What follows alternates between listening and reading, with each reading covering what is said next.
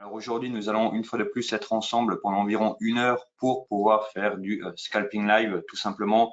Alors je précise que tout le contenu qui va être émis est à but éducatif. Bien entendu, ce n'est pas un conseil en investissement. Donc tout simplement, nous allons ensemble étudier le Nasdaq, les marchés américains, pour essayer de prendre un trade en direct. Alors, est-ce que c'est toujours bon pour tout le monde? Apparemment, oui. Donc, tout simplement, nous allons déjà commencer avec la situation actuelle sur le Nasdaq, sur le contexte actuel également, sur ce qui se passe depuis ce matin et même depuis hier soir déjà. Alors, tout d'abord, un indice, c'est quoi? C'est un regroupement des actions les plus performantes, tout simplement. Et de ce fait, la tendance structurelle est toujours haussière. Donc, déjà, dans un premier temps, ce qu'il faut, c'est toujours chercher des achats sur les indices et non des ventes, tout simplement pour diminuer le risque et augmenter les probabilités de réussite. Donc ça, c'est vraiment la première partie, c'est toujours avoir cette notion de tendance structurelle haussière sur les indices pour pouvoir se placer dans le sens. Alors ici, nous pouvons constater en daily, juste ici, nous pouvons constater en daily qu'il y a eu ce que l'on appelle un double top sur les 15 252,5, donc toujours sur le Nasdaq, un double top qui a été quelque part fait très proprement. On voit vraiment le prix ici qui a créé un plus haut, puis un second plus haut avec une figure de retournement, avec une étoile d'indécision également.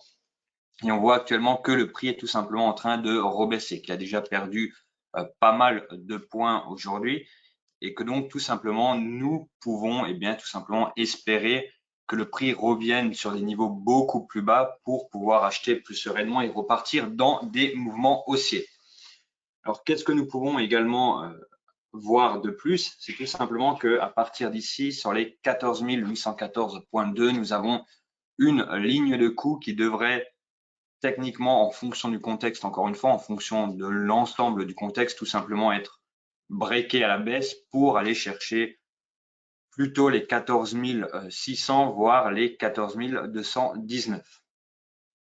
Alors, je vais prendre quelques secondes pour répondre aux questions, tout simplement. Donc, alors bonjour Guillaume, bonjour. Alors, vous êtes déjà très nombreux, merci à vous. Alors, une question, dans ton avant-dernière vidéo, tu parles d'un indicateur qui fait l'amplitude des 5 dernières bougies en daily. Cette ligne est-elle statique ou dynamique pendant la session? Alors, très bonne question. Alors, elle est statique pendant la session. C'est tout simplement une ligne qui va faire la moyenne des 5 dernières périodes daily du coup et qui va permettre d'identifier un potentiel niveau de repli, de rebond ou de pullback tout simplement. Donc, très bonne question, mais c'est une ligne qui va être fixe quelque part pour la session en cours. Alors, je vois compliqué aujourd'hui, effectivement, compliqué aujourd'hui. Le marché n'est pas très bon et en plus, j'ai mal à la gorge, ce qui n'aide pas. Est-ce qu'il y a d'autres questions? Alors, non, apparemment, c'est bon. Donc, tout simplement, le Nasdaq qui va potentiellement encore baisser et l'idée en tant que scalper et surtout en tant que respect de la tendance structurelle haussière, nous allons chercher des points bas pour pouvoir acheter. Encore une fois, les 14 814,2 me semblent trop fragiles. Je pense qu'ils vont être breakés et il faudra plutôt se rabattre sur les 14 600 qui, par le passé, ont déjà tout simplement montré de leur pertinence. On peut l'apercevoir juste ici avec une figure de retournement sur les 14 600 relativement identique quelque part à la figure que nous avons sur les 15 252,5. Donc, vous l'aurez compris, aujourd'hui, une journée relativement complexe. Alors, pour ma part, j'ai tradé ce matin sur le DAX et ce fut compliqué tout simplement. Voilà, il faut dire les choses comme elles sont, dans le sens où j'ai passé beaucoup de temps, j'ai utilisé beaucoup d'énergie pour un résultat qui, à mon sens, est trop faible pour le temps passé devant les écrans. Donc une journée voilà, compliquée où il faudra avant tout faire preuve de prudence avant de chercher le profit. C'est tout d'abord protéger son capital avant de vouloir chercher à encaisser du profit tout simplement. Alors, nous allons également faire un tour sur le calendrier économique, tout simplement pour prendre connaissance des news qui vont arriver d'ici cet après-midi. On peut constater que dans 24 minutes sur les États-Unis, il y aura l'indice PMI Composite du S&P 500 global de juin, donc une annonce de force moyenne. Par contre, dans 24 minutes également, il y aura le PMI service juste ici joint d'une importance forte. Donc avec un précédent de 54,9 et un prévisionnel de 54,1, soit légèrement plus faible. Donc plusieurs news qui vont arriver. Donc encore une fois, une session qui va être très compliquée. Je ne sais même pas si nous pourrons prendre des trades aujourd'hui. Voilà, il y a des jours avec, il y a des jours sans. Mais tout simplement, dans 24 minutes, dans 39 minutes, voilà, plusieurs news qui ont tombé. Donc, journée très compliquée et qui va nécessiter tout simplement de faire preuve de prudence. Alors, nous allons retourner sur le graphique, tout simplement, et nous allons un peu essayer de comprendre comment le prix va ouvrir. Ici, il est 15h21, donc 8 minutes et quelques secondes avant l'ouverture, tout simplement. Donc, juste ici, voilà, on peut constater que le prix a très fortement chuté déjà hors ouverture, hors session. Et donc, il va falloir voir si effectivement les 15 020, voire les 15 000 tiennent ou si le prix va directement aller beaucoup plus bas. Alors, tu n'as pas été mauvais ce matin sur DAX, c'est le marché qui était défavorable. Je prends le contrario de la formule que tu nous as appris lorsque le trade a été bon dans sa journée. Effectivement, c'est très juste. Voilà, c'est des fois les marchés sont favorables, ce qui nous aide à être bons, et des fois ils sont défavorables, ce qui nous tout simplement ne nous aide pas. Donc effectivement, remarque très juste, belle remarque et belle leçon également que tu nous fais là. Bravo à toi. Donc effectivement, voilà, il y a des jours avec, il y a des jours sans. Encore une fois, le trading, c'est un métier. Voilà, il n'y a pas de formule magique, il n'y a pas de boule de cristal comme on peut des fois le voir sur les réseaux, malheureusement.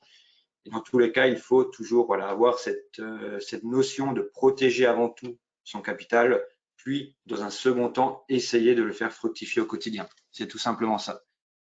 Alors ici, nous allons tout simplement voilà, étudier comment va se passer l'ouverture d'ici quelques minutes. Est-ce que le marché va directement breaker? Est-ce qu'il va remonter un peu avant de repartir à la baisse? Voilà, encore une fois, nous n'avons pas de boule de cristal devant nous, mais il va falloir être attentif aux signes d'ouverture et surtout les signes que le marché nous donne. Alors, en attendant, nous allons encore étudier un peu la Big Pictures en daily. Donc, Big Pictures, un terme beaucoup utilisé par les traders américains pour pouvoir tout simplement se faire une idée du pattern dans sa globalité. Donc, encore une fois, voilà, on voit que nous sommes vraiment, comme je l'ai dit au début de cette session, nous sommes sur un double top. Et donc, il faudra faire preuve de prudence. Actuellement, nous n'avons absolument rien sous les 15 004 pour tenir le marché de façon durable. Donc, encore une fois, journée qui s'annonce compliquée.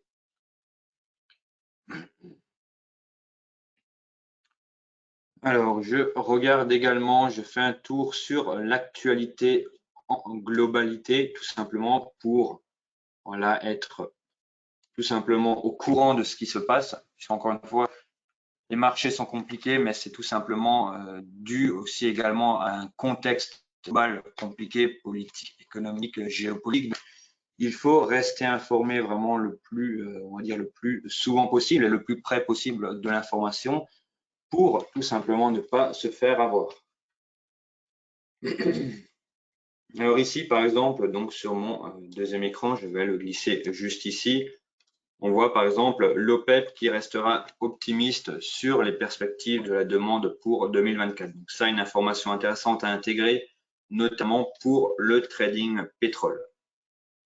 On voit également il y a une heure Wall Street attendu en repli, l'Europe dans le rouge aussi, la Fed pèse, donc tout simplement là, le DAX encore une fois qui était très fortement baissier ce matin, Wall Street qui devrait techniquement suivre, ce n'est pas une information sûre à 100%, mais il y a quand même de très fortes chances que Wall Street suive, donc tout simplement que le Nasdaq continue sa baisse.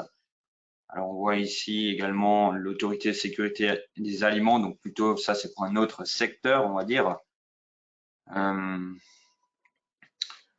voit également le Royaume-Uni connaîtra un atterrissage brutal selon JP Morgan, donc avec des taux d'intérêt jusqu'à 7%. Voilà, donc vraiment contexte très compliqué. On voit la monnaie commune des BRICS pour défier le dollar, un projet de moyen long terme. Encore une fois, beaucoup d'informations qui vont être assez pénalisante si nous ne faisons pas ce qu'il faut et comment il faut le faire, tout simplement. Alors, est-ce qu'il y a des questions? J'en profite, voilà, que ce soit une journée où il n'y aura peut-être pas forcément beaucoup de trading pour tout simplement répondre au maximum de questions. Si vous avez des questions, n'hésitez pas à les poser dans le chat et puis, bien sûr, j'y répondrai.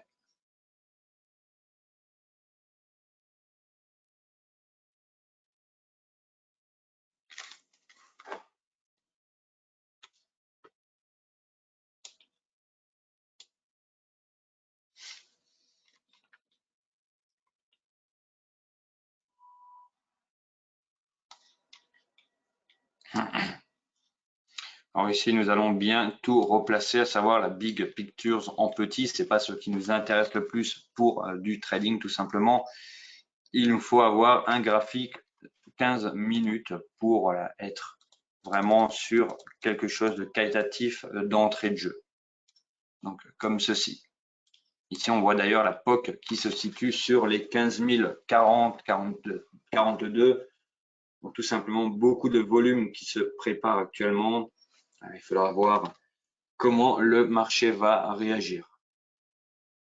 Alors, je vois des messages qui arrivent. Bonjour, bonjour, bonjour à vous. Merci d'être présent aujourd'hui. Alors, une question, comment la ligne 14 800 a-t-elle été tracée? Alors, 14 800, elle est où? Elle est juste ici. Alors, je vais, voilà. Celle-ci a été tracée par rapport au double appui qu'il y a eu juste ici et par rapport à la mèche ici, tout simplement. Ici, on voit que le prix a fait 3 bougies de corps relativement similaires en termes d'amplitude, que les mèches étaient également sur un niveau similaire. Donc, tout simplement, cela a quelque part aidé à identifier ce niveau de support, on va dire, de manière relativement simple. Mais encore une fois, ce n'est pas le niveau de support le plus costaud et il risque d'être breaké en fonction de comment va se dérouler la séance. Pouvez-vous rappeler le tracé des lignes horizontales bleues? Alors effectivement, les lignes horizontales, voilà, c'est un procédé très simple au final que tout trader devrait connaître. C'est tout simplement matérialiser des plus hauts, des plus bas, matérialiser également certains chiffres ronds dans certains cas, et tout simplement trouver des niveaux de polarité, à savoir des niveaux qui étaient d'abord résistance, puis support ou vice-versa, et ce qui permet au final tout simplement d'identifier ces niveaux. C'est d'ailleurs quelque chose que j'enseigne auprès de mon accompagnement Scalper Elite. Donc, si vous souhaitez vous former et aller plus loin, eh bien, vous y retrouvez ce type de contenu avec le volume profile, market profile, chartiste relativement avancé pour pouvoir intervenir du mieux possible sur les marchés. Alors ici,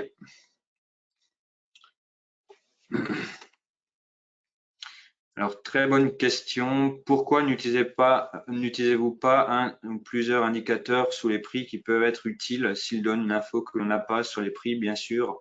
Sinon, cela ne sert à rien. Exemple, la volatilité qui va indiquer le mouvement des prix, volatility breakout versus squeeze. Car en réalité, on recherche le mouvement après avoir identifié un sens. Merci. Alors, très bonne question. Alors, tout simplement, alors, à titre personnel, j'utilise encore d'autres indicateurs, d'autres outils. Alors, il y a le volume profile, market profile, de temps en temps également le bookmap que j'utilise de plus en plus et également le staked imbalance pour ceux qui connaissent. Mais tout simplement, ce sont des indicateurs et des outils formidables, mais il faut tout de même connaître les bases. Et les bases du trading passent par des niveaux de support, passent par des niveaux de résistance. Et tous les outils, aussi bien soient-ils, eh bien, sont considérés comme un plus. Ça sert à confirmer, ça sert à invalider. Mais voilà, il faut vraiment connaître les bases pour pouvoir être performant. Et les bases passent encore une fois par du support, par des résistances, des choses très classiques. Mais c'est une très bonne question, effectivement. Même question pour le niveau 14 600. Alors 14 600, on le voit juste ici. Alors il est 15h30, le marché ouvre. Ici, 14 600, on voit ce niveau, enfin cette figure plutôt de retournement juste ici, plus chiffre rond, donc convergence de deux éléments, les 600 chiffres ronds, plus ce petit sommet qui a été terminé en figure de retournement, tout simplement. Alors, bonjour Guillaume et amis traders, donc bonjour également. Prendras-tu en compte aujourd'hui les chiffres ronds comme 15 000 ou 14 500? Très bonne question. Alors oui, il se peut que je les prenne en compte en fonction de ce qu'il y a dessus. Si par exemple, c'est un chiffre rond qui est breaké, on va dire de manière relativement forte, je ne le prendrai pas en compte pour acheter. Par contre, si effectivement il y a une bougie d'indécision, une bougie de retournement sur un chiffre rond, je pourrais les prendre. Mais encore une fois, aujourd'hui, ce qu'il faut bien garder à l'esprit, c'est que nous ne sommes pas dans un marché simple et sain, tout simplement. Dans les fois précédentes, nous étions dans un marché sain, c'est-à-dire un marché qui monte. Ici, nous sommes dans un marché qui baisse avec un contexte très compliqué et de ce fait, bien tout simplement, il faudrait être beaucoup plus prudent, il faudrait peut-être un peu plus, comment dire, imaginatif sur l'interprétation et c'est là où il faudra faire justement attention, c'est de ne pas interpréter ce que l'on a envie d'interpréter, mais bien interpréter ce qu'il y a. Et c'est là où ça va être compliqué. Et ça, encore une fois, voilà, je préfère le préciser. Aujourd'hui sera une journée compliquée. Nous avons pu faire de très beaux gains les fois précédentes, mais aujourd'hui, voilà, il va vraiment falloir surveiller cela avec attention et avec prudence. Alors, 15h31, les marchés ont ouvert depuis plus d'une minute. On voit ici cette hésitation qui se met en place juste ici. Alors, je vais légèrement zoomer. Voilà, on voit cette hésitation qui se met en place juste ici. Et il va falloir attendre pour voir comment le prix va interagir.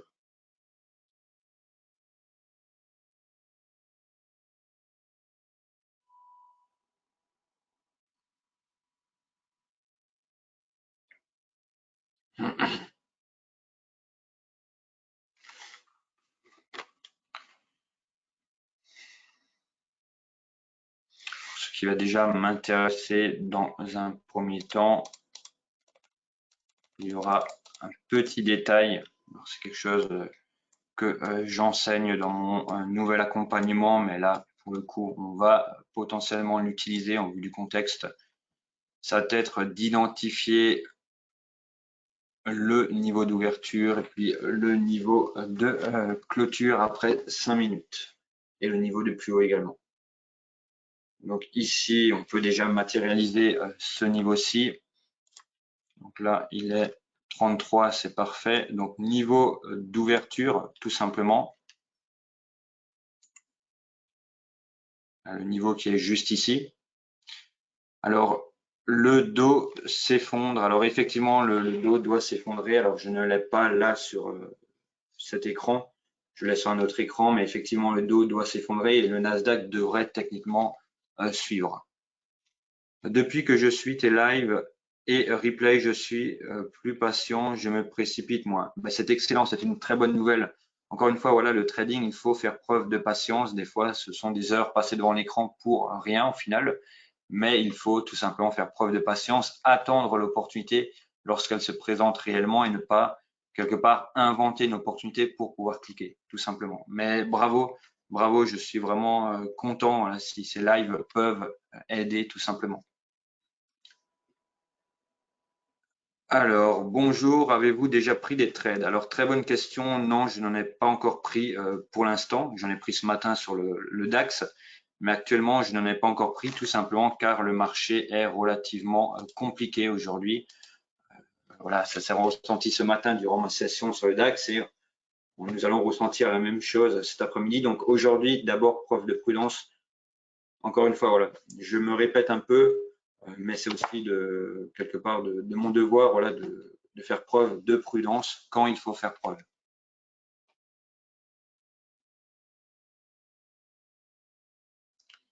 Alors, on voit le marché qui commence à baisser. Nous allons tout simplement matérialiser.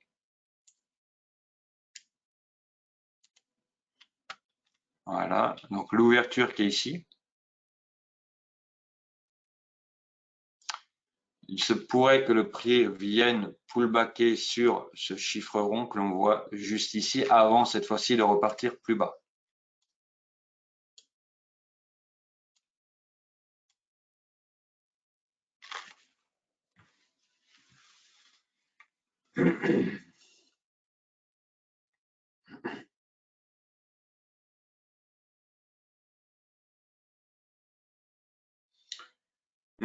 qu'est-ce qui se dit concernant les news? Encore une fois, toujours être à l'affût. Donc, pas de nouvelles news par rapport à l'OPEP. Par contre, nous aurons bientôt tout simplement la news suivante. On voit ici que le prix continue de décrocher tout simplement. Donc, idéalement, voilà, trouver un niveau de support, mais qui soit cohérent, qui soit fiable. Pas juste en trouver un pour trouver un. Ça va être vraiment un travail très minutieux aujourd'hui. Voilà, nous sommes sur les 15 000 chiffres ronds. Techniquement, dans un marché sain, je l'aurais pris. En plus, une zone de polarité, on voit ici les plus hauts qu'il y a eu. Donc, plus haut ici. Break haussier, le prix revient dessus. Je l'aurais pris dans un marché sain, ce qui n'est pas le cas aujourd'hui, puisque acheter maintenant, c'est tout simplement acheter contre contre, comment dire, le mouvement baissier qui se met en place depuis hier, depuis aujourd'hui. Alors, quel time frame vas-tu prendre pour ce trade? Alors, je ne vais pas le prendre pour l'instant. Là, c'est trop incertain. Il n'y a pas assez de probabilité. La qualité quelque part n'est pas au rendez-vous. Encore une fois, voilà, je précise, nous avons fait de très beaux trades durant les sessions précédentes. Aujourd'hui, ça ne sera peut-être pas le cas. Il y aura peut-être pas de trade, il y aura peut-être une perte. Ça fait partie, surtout dans un contexte compliqué. Et ça, voilà, je le répète, je me répète, c'est pénible, mais c'est important.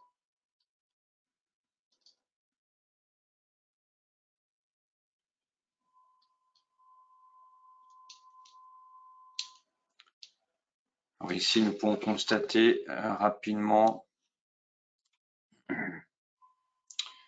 15 000 qui sera enfoncé directement, ça irait sur les 14 814 juste ici. Donc encore une fois, prudence, même si visuellement, on pourrait penser que le prix va remonter, c'est pas bon. Pas bon du tout, c'est trop aléatoire. Et là, c'est vraiment un intérêt de big picture, d'avoir une vue dégagée sur les marchés, tout simplement pour pouvoir identifier les niveaux pertinents rapidement et puis faire les bons choix tout simplement.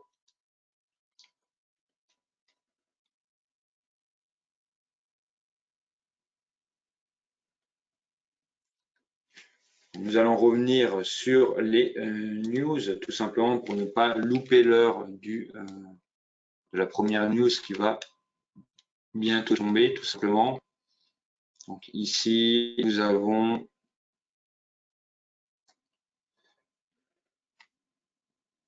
dans 6 minutes indice PMI composite du S&P global de juin 54,3 actuellement et une prévision de 53,0 tout simplement.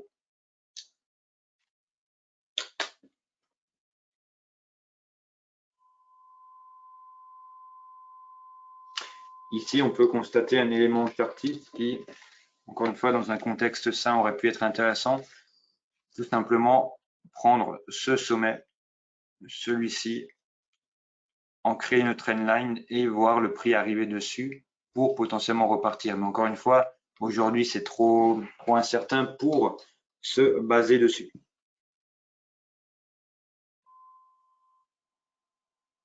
5 minutes avant la news,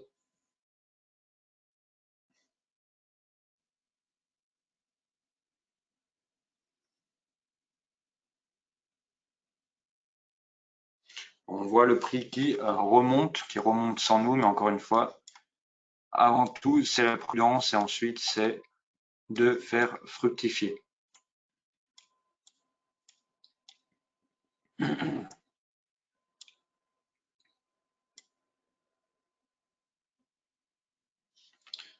Quatre minutes pour la première news, puis la deuxième news, puis 19 minutes pour la troisième, etc., etc. Ça va être comme ça tout l'après-midi, tout simplement. Voilà, avec des news jusqu'à 17 h et ensuite ça se calmera un peu avec des news moins importantes.